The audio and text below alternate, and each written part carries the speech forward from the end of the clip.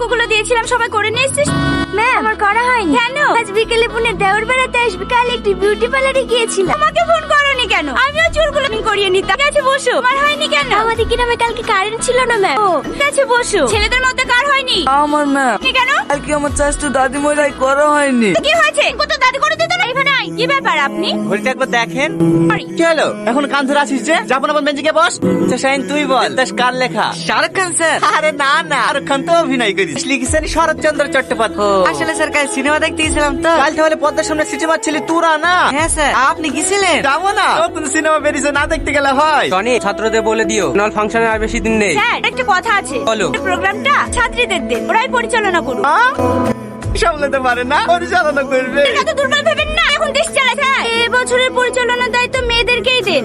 আমরা সোমবারে তোদের প্রতিযোগিতা আছে। প্রতিযোগিতা কিসের স্যার? ওই কটাক রাশার টানটানি করতে হবে। এর সাথে আরে বুঝলি না, মেয়েদের কথা বলছি। দিদির সঙ্গে আমাদের দড়ি টানাটানি করতে হবে। ওরা পারবে স্যার। বুঝাবে বল। আমি বুঝতে পারছি ম্যাম, প্রতি বছর ওরাই মরে ধরে তাদেরকে ফাংশনে ঢুকতেই দেয় না। আর জানেন ম্যাম, ছেলেগুলোকে দুটো দুটো করে টিফিন দেয়, আমাদেরকে একটাও দেয় না। তার লেগেই তো এবছরের পরিচালনা তোরাই করবি। হাতের সাথে আমরা দড়ি টানাটানিতে পারবো নাকি? তাহলে শোন, হেই একটু শোনো না। আমাদেরকে বলছো? না তোমাকে।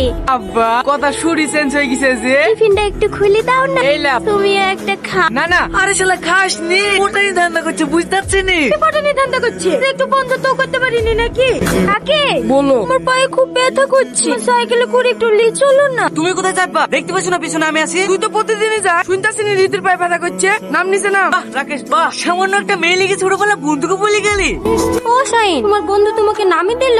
আসো আমার সাইকেলে বসো, আমি তোমাকে পৌঁছে দেবো। না না, আমি ওই শালাদের মতন টাল না যে তোমাদের ফাঁদে পড়ে যাবো। তুমি বুঝতে পারছো না, আমি বন্ধুদের সাথে বেমানি করবো কি করি? ও বলে তোমার বন্ধুরাই আগে হয়ে গেল, তাই তো? সত্যি বেঁচে বেঁচে এমন একটা মানুষকে ভালোবেসেছি আমার